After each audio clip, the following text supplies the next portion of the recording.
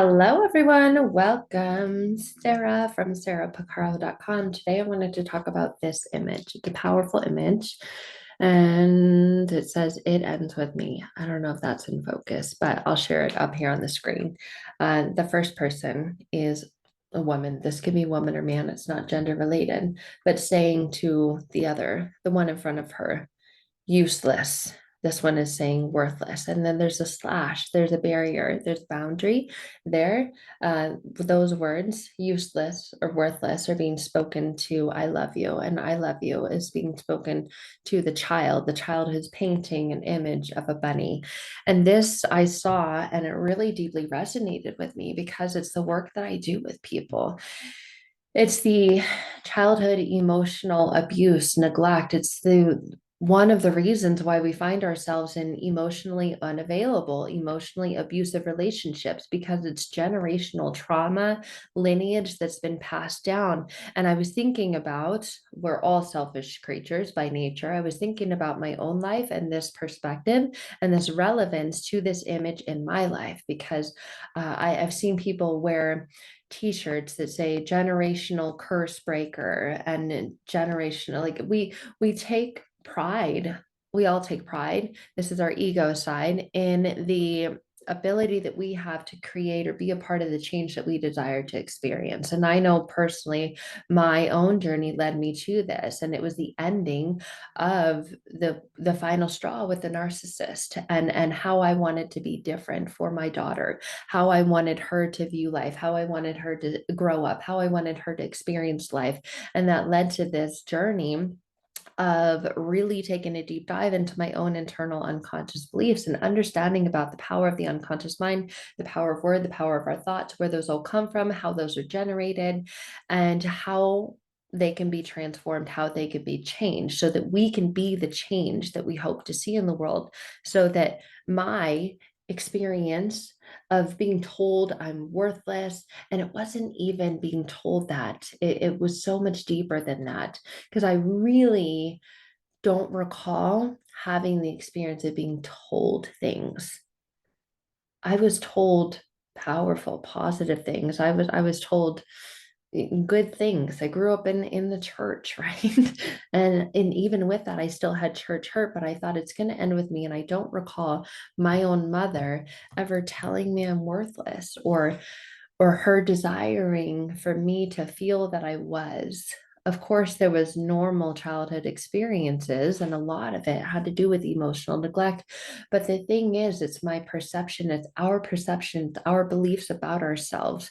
And who's to say, just because this mother here is saying, I love you, that that little girl painting the bunny feels the expression of love. A lot of it is generational trauma. We can say that I'm going to be the change that I desire to see in the world, but it doesn't mean that we're going to raise our children perfectly. That we're not only experiencing the words, the energy, and the power, the beliefs, the thoughts from our parents, the words that we hear them say, but culturally in society, it it's all around us. And now more than ever, because of these devices in our hand, we have access to so much of it, and so much of it can feel so confusing. So when you're starting your own internal spiritual journey to healing or transforming for your children, you've got to do it for yourself. So, and we make that decision. I'm going to do this for myself, and I'm doing it for my children because it matters to them. And so many people that I work with also get caught up in this. It's too late. My children are grown, my children are adults now. First and foremost, it's for you. Everything for you do for you or don't do for you impacts, influences, and affects everyone around you, whether they're your children, your family, or not, or a complete stranger on the street. You take your anger out on them, and they're like, what the hell did I do? What's up, man? Like, why would you do that? And that's what this is. It's so much bigger than just this family lineage. It's cultural lineage. It's the lineage of society. It's the lineage of the world at large. It's these spiritual forces that are at play. And spiritual forces that are at play in the world are at play on you individually, and impact and influence the spiritual forces at play on your children as well. So regardless of how much inner work you do, you can't control. You can't just speak to your child and say this ends with me, because I had a horrible experience growing growing up, one of childhood emotional neglect, or one of narcissistic abuse or toxicity, where words of useless, worthless were spoken over me. And now I'm saying to my child, my daughter, my son, whoever, I love you, that they are experiencing love. So words are a part of it, but more than it, it's our beliefs about ourselves. That's our internal and unconscious belief system, the internal and unconscious programming that we've had installed.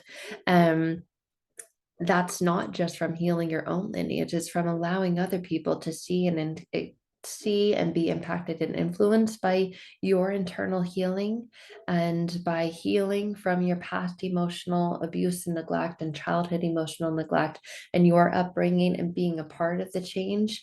But we need to understand we're constantly modeling this, we're constantly putting this on display. Our beliefs are always on display. And it's not just by what we say, because words carry a certain frequency and energy, but we can say something. But if the tone is, and then it's more about what we believe. Our beliefs are on display, and it alters the posture of our heart. Where is it coming from? How are we saying it? Do we really believe what we're saying? Because we can try and manifest things all day and say, I am worthy of love. I am deserving of love. I am worthy and deserving of love. And we can try and say it 10,000 times to get to mastery level, or like the self-actualized level. And what we're really trying to do is convince ourselves to believe it. So why not go straight for the jugular of beliefs, right? Because I'll believe it when I see it. And then we get into this manifesting realm of, this is what I want to see. I want to see the change in my children. I want to see and experience and feel the change within myself. And we've got to go to the beliefs. So it's not just the words that we say, and it can end with you, but it also doesn't, because you're not the only player in the game. You've got the world as the player in the game. You've got other people saying things. So you can try to be the most perfect parent, the best parent, the most healed, the most transformed parent, and speak words of life over your children. And I believe in that. And I believe in the power of declaring and speaking words over your children. But it's not just you that's at play. So if we're saying it ends with me, we can, but we can't do it alone. That's why truly supportive community is important as well, but really supportive internal and unconscious beliefs. And when those are out of whack and those are not in alignment with the words you're speaking, you're going to send out mixed up energetic signals, and your children feel that as well. So you can be saying, I love you. And they're like, you love me when? And they believe that they're only worthy and deserving of being loved conditionally. And so there's a lot going on at play. It's not just the words that you speak that end with you, it's the energy, it's the frequency, the beliefs that have to end with you as well. So it's really an indicator. The posture of your heart is an indicator of what you believe in. What do you believe in? Are we just saying things like, I love you? My parents told me that I was worthless, and their parents told them that they were useless. And I understand the idea of we're all doing the best we can with what we have, because that is true. And I understand, like my great grandmother, right? They lived through the depression. And so my mom had these skated jaded views of money, and that impacted me, and I needed to do my inner transformational work to transform that and change that. And then beliefs about dependency and relationships and identity and who I am or who I'm not because of the relationship status or title.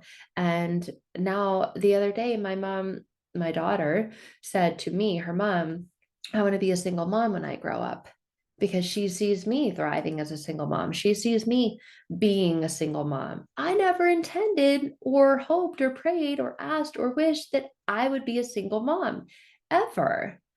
And when you get into toxic and abusive relationships, they take the things that they know that your heart dreams, longs for, and desires, and they say that they can be that for you. They say that with me you can have that, but that's the wrong relationship, and you're putting all your eggs in that basket. And now I've modeled getting out of that, and I've modeled living the most fulfilling life that I possibly can as a human. And she sees that. And so now she says, I want to be a part of that.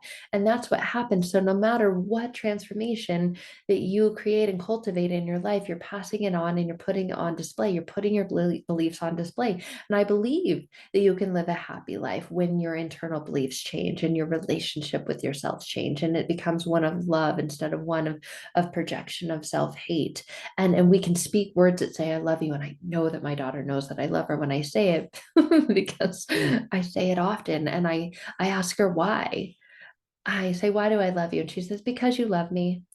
And I say, that's right. There's nothing you could ever do that can make me stop loving you. Ever, ever, ever. There's nothing you could do, there's nothing you would say. A lot of times she tests that. And we're designed to test it, right? We want to know where the boundary is. And so it's my best way of teaching her that I love her unconditionally without condition, because a lot of times the love with condition is what causes the internal pain and trauma. And that's what we're on this journey to healing from. That's what we want to end with us. That's what we don't want to pass on to others. But it's not just up to us, it's up to culture and society. And until everybody gets backed behind that and supports that, then we're going to feel like we're in a conflict with trying to and have this end with us. But a lot of it can. There is a lot that we can do when we transform our internal unconscious beliefs about ourselves, and we heal those, and those come from a place of love, and we can speak from a place of love when our heart is in a posture and position of love. Then we can be that, we can display that, and we can share that, because we're always projecting, and we're always projecting what our heart has stored up. Has our heart stored up heartache, heartbreak, pain from loving relationships in the past, or ones that should have been loving? I've worked with so many people who said, Sarah, I had a really good childhood. I have incredible parents. I have loving, kind, supportive parents. I have a family that would do anything for me. Why do I still feel this way?